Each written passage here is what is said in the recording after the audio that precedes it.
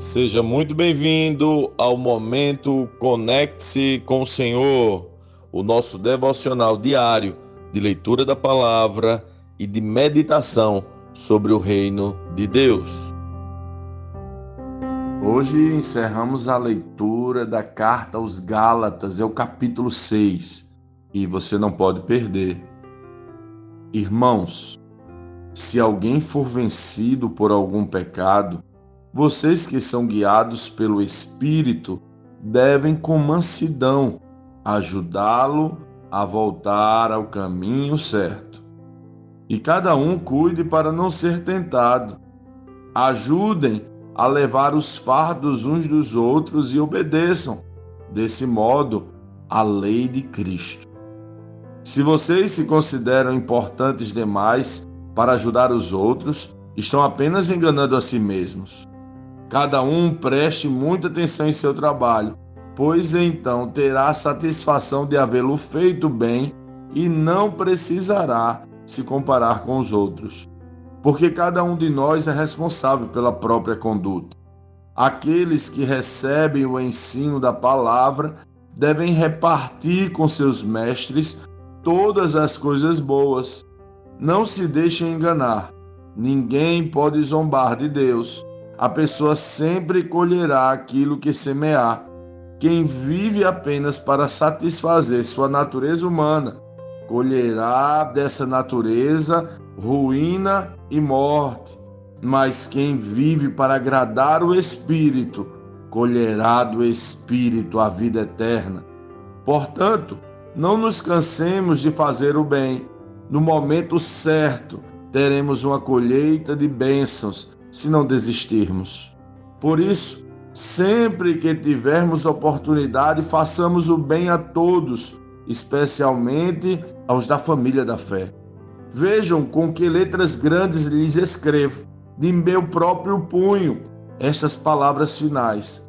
Aqueles que procuram obrigá-los a circuncidarem desejam causar boa impressão para outros, a fim de não serem perseguidos por ensinar que somente a cruz de Cristo pode salvar. E nem mesmo aqueles que defendem a circuncisão cumprem toda a lei.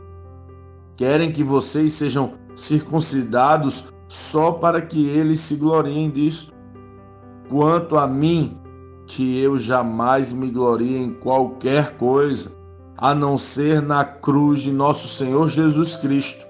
Por causa dessa cruz, meu interesse neste mundo foi crucificado, e o interesse do mundo em mim também morreu. Não importa se fomos circuncidados ou não, o que importa é que fomos transformados em nova criação. Que a paz e a misericórdia de Deus estejam sobre todos os que vivem de acordo com esse princípio e sobre o Israel de Deus.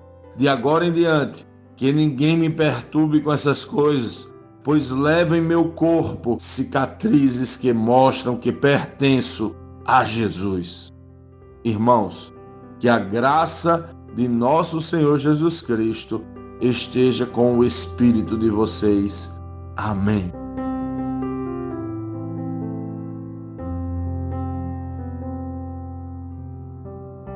Lendo este capítulo de hoje, nós precisamos responder: como Cristo lê esse texto?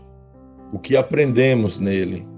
E que aplicações práticas esse texto deve trazer para as nossas vidas?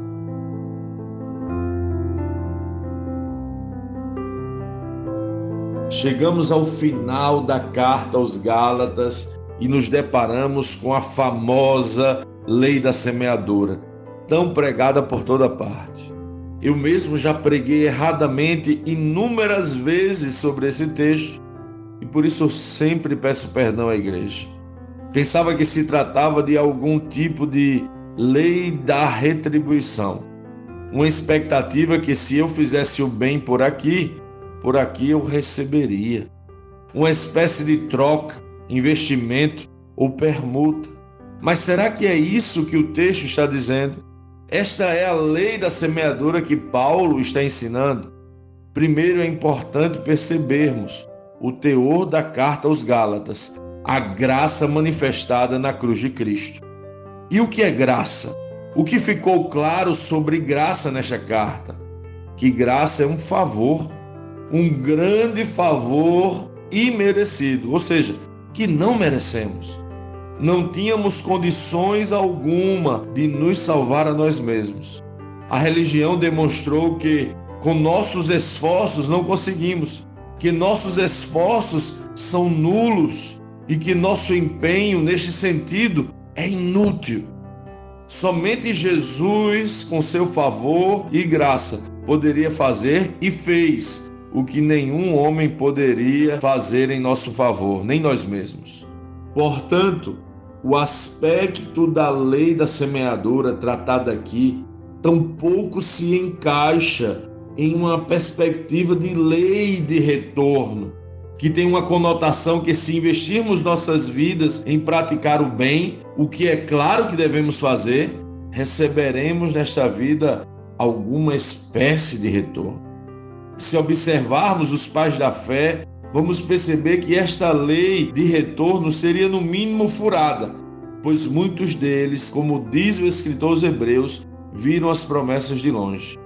O próprio apóstolo Paulo diz que, neste próprio capítulo, que ninguém o importune, pois carrega no próprio corpo as marcas de Cristo. Se olharmos ao nosso redor, vamos ver uma inesgotável e suficiente número de injustiças e dores acontecendo ao nosso redor. Afinal, qual foi a semente que provocou a dor de um estupro de uma criança?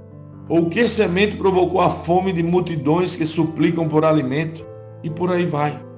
Sim, parece que existe sim uma semente maldita que provoca toda dor e sofrimento: o pecado da humanidade. E não de um ou de outro de forma específica e individualizada. Não que nosso pecado não gere consequências. De que se queixa o homem, senão do seu próprio pecado? É claro que gera, mas a verdade é que coisas boas e más acontecem com todas as pessoas, independente do quanto semeiam boas ou más coisas, como muitos pensam. Não quer dizer que não devemos semear boas coisas e nos empenhar para fazer o bem. É claro que devemos, mas não para receber algo em troca, mas porque já recebemos em Cristo todo o bem que sonharíamos, a eternidade. Inclusive, recebemos sem merecer. O fato é que somos essencialmente maus e sempre somos incapazes de assegurar que boas coisas virão sobre nós, mas quando fazemos as boas ações, não podemos esperar receber aqui o retorno. Para esta vida, pelo menos. Então, do que Paulo está falando, vale a pena reler o texto. Não se deixe enganar. Ninguém pode zombar de Deus. A pessoa sempre colherá aquilo que semear. Quem vive apenas para satisfazer sua natureza humana, colherá dessa natureza ruína e morte. Mas quem vive para agradar o Espírito, colherá do Espírito a vida eterna. Portanto, não nos cansemos de fazer o bem. No momento certo, teremos uma colheita de bênçãos se não desistirmos.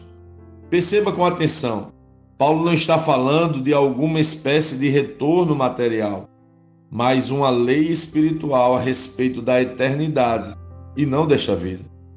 Quem semear natureza humana, ou seja, busca do prazer e, no conceito apresentado por Paulo na carta, a busca da autojustificação por esforço próprio.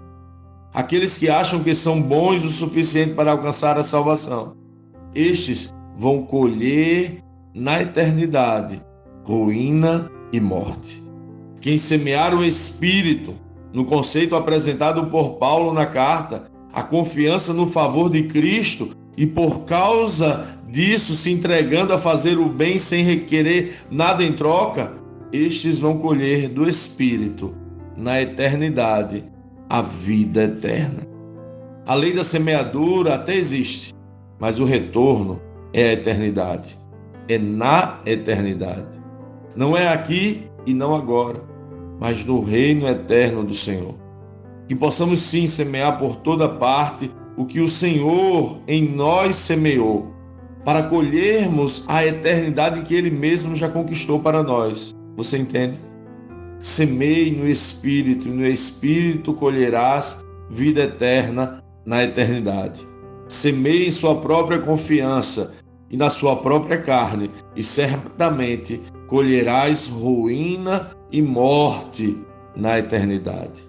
Que possamos andar os caminhos desta vida, semeando e semeando aquilo que Cristo semeou em nós.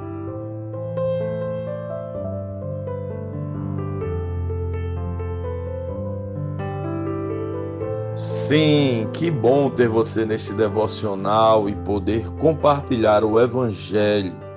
Mas, como sempre dizemos, o texto de hoje, o texto de cada dia, tem muito mais para oferecer, muito mesmo. Nosso objetivo aqui é te influenciar a parar um pouco e ler o texto bíblico, pois acreditamos que 5 minutos de vida na palavra podem transformar completamente uma vida. Que Deus te abençoe. Leia, medite, comente, pergunte e adore o Senhor no seu lugar secreto. Conecte-se com o Senhor.